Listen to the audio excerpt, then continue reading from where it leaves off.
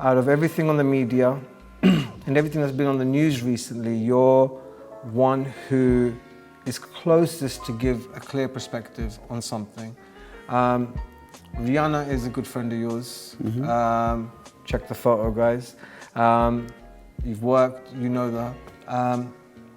But as a Muslim, and the recent event of her laying a fashion show for her brand, and having Islamic words and text from the Quran and played it as it was on a fashion show.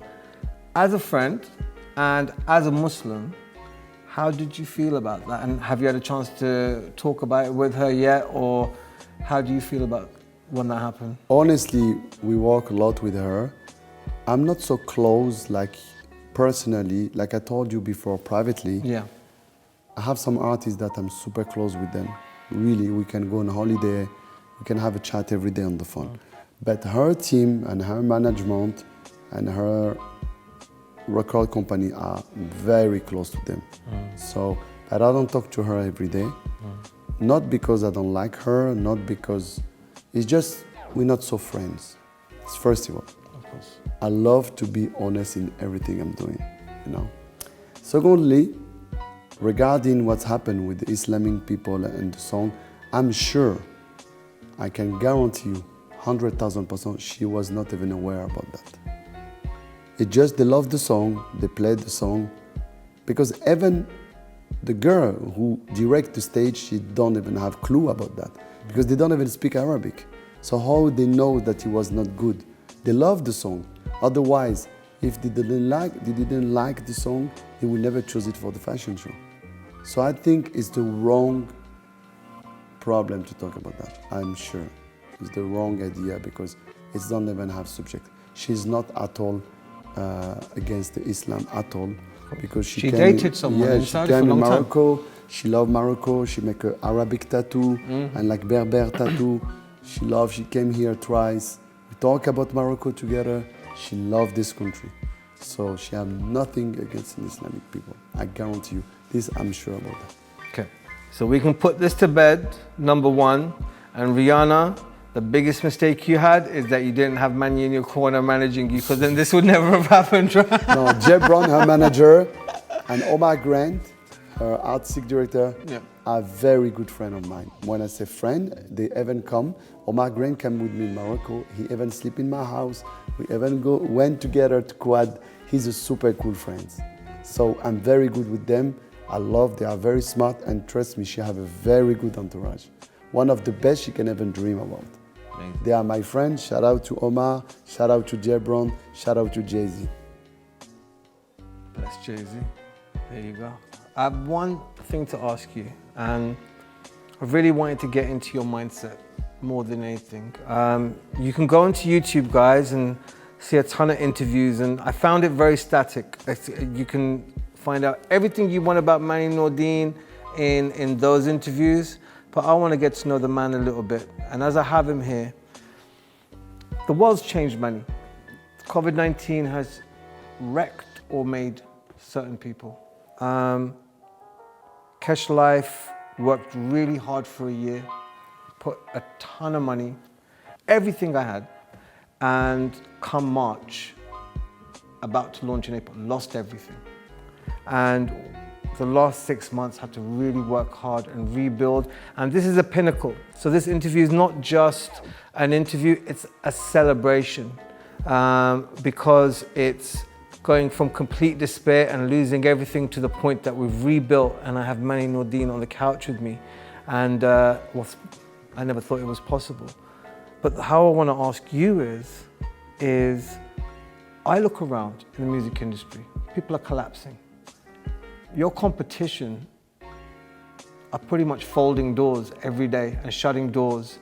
How have you navigated the company through this? And I took a little cheeky look at figures and certain things that you're up to, because that's part of my research. You're actually doing better than ever. Yes. How the hell did you do that? It's very simple. I'm come from the scratch. So when you come from the scratch, you always find a solution. For us, it's not so difficult to find a solution. It's 2 years ago I already thinking about the digital, and this COVID-19 pushed me even bigger. And you know, it was my idea already. I swear to the God.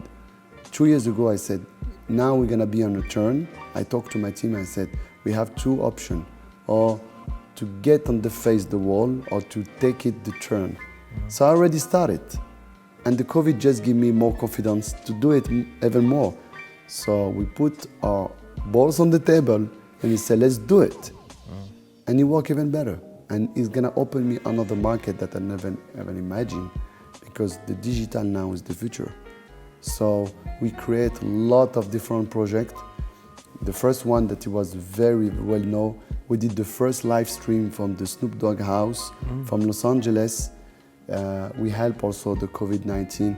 I'm super proud to get the United Nations diploma about that. They thanks me for what we did for the shows. We just received it last month in Dubai. So we create a live stream from Snoop Dogg house. It was amazing, really amazing. So you know, the time it changed. We have to always adapt in every situation. And I'm living this life since 25 years, because you think that it was the same market 25 years, it was also very different.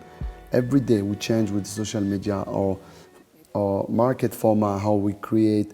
It's like this. And maybe in 10 years we're gonna have another world that we have to jump on. Every 10 years the life change. But they have two different animals on this planet. And I think I'm the second one, that's it. And I love to solve the problem. They call me the problem solver. So more problem coming, more I'm gonna fight. That's it. So that's what gets your juicing, and you I'm see a the positive challenge, mind. and I'm a you've got positive to... mind. Yeah. This COVID, I'm sure is gonna be finished. It's just question of times. That's it. What we're gonna do? You have two options: fight or die. That's it. We are in the jungle, brother. It is. Yes. You're either going to be the mouse or you're going to be the lion. What is the sign of Morocco? Lion. Lion. That's it. Who is the king of jungle? Lion. There you go. That's it. It's not a coincidence It's all that skill. the beautiful logo of KESH Life that everyone's trying to steal off me at the minute, it's trademarked, so don't do it, is Leo the lion. Yes. Because it represents our heart, our ambition, and just I represents saw it, the I true saw it. nature of the country. You know I did my research too. Hey. I have an office and backup team. Manny Nordine researching UB1 and KESH Life. Wow. That's nice. It's good to be known. For sure. I would never agree to be on this interview if I didn't support your format. Thank you. I believe that you only keep what you have by giving it away.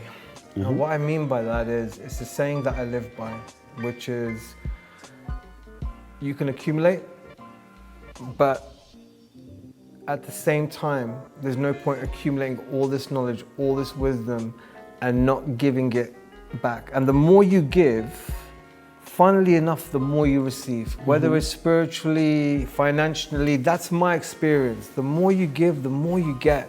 And the one thing I know, and you don't talk much about it, and I can research as much as possible unless I go down your Instagram, the amount of charity work that you do. And I don't like the word charity, but you know, philanthropy, just the passion you show for the projects that you do. And I know one of them was working with foundations, obviously Moroccan Power being one of them, but let us know what else you're involved in, because I know you're very passionate about the charities with children and the future generations, and setting things up for them and giving them opportunities. Just tell us a little bit more about what you're doing in that regard. Okay, this story, like you said, I don't like to talk so much about that. I prefer to move about that. I prefer to show the act. But you know, to be briefly, this situation was very easy. I was in Marrakesh last year, exactly the same time, November. Sadly, we don't have this year the Marrakesh Film Festival, but I was invited for the Marrakesh Film Festival. I was very close to, of course, all the director and everything, so they invite me to the show. So I came to the show, and one of the women was the publicist of the Marrakesh Film Festival.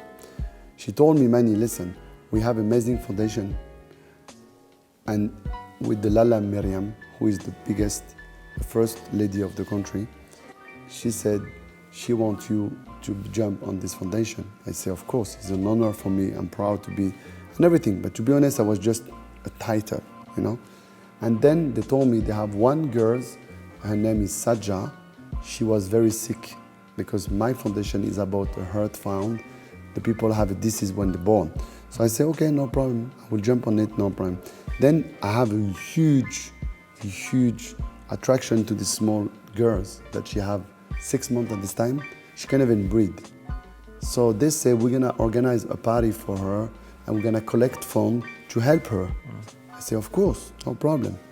What's happened, they called me 1 week after. They told me, I think she's gonna pass because the event will be in February 11, if I remember, 12, sorry, February 12. And they said to me, it's okay, it's happened, it's life, but we're gonna do this party for the other kids. I said, no way. I'm not gonna let the kids die because this date is too far. So I said, for the first time in my life, I said, I'm gonna pay for this operation by my own money. And then we're gonna do these events and we're gonna save even more. This is how exactly happened. So I called my bank, I said, make the transfer not tomorrow, not tonight, you do it now. So I ran away, we went to the bank, I was in Marrakesh, I remember, it was last year actually. My friend Zoe, it's here, he can say it, it's a witness. I went to the bank, I make the wire, they save her life. This girl changed, she was like a flower. Now I'm her godfather, and every year I pay her birthday, I stay with her, I keep contact with the parents. Then we did this event. It was a massive success. Like I said, a massive success. So now we decided with the crew, with the team, with Munira, with Saad, the president of the foundation, to do this every year. It's gonna be like something very normal to do every year in February, the year of the heart. So it involved a lot. I called all my friends, all the celebrity was very good for that. The first one was Akon again. All of them, I called them, he was the first one who agreed to do this again.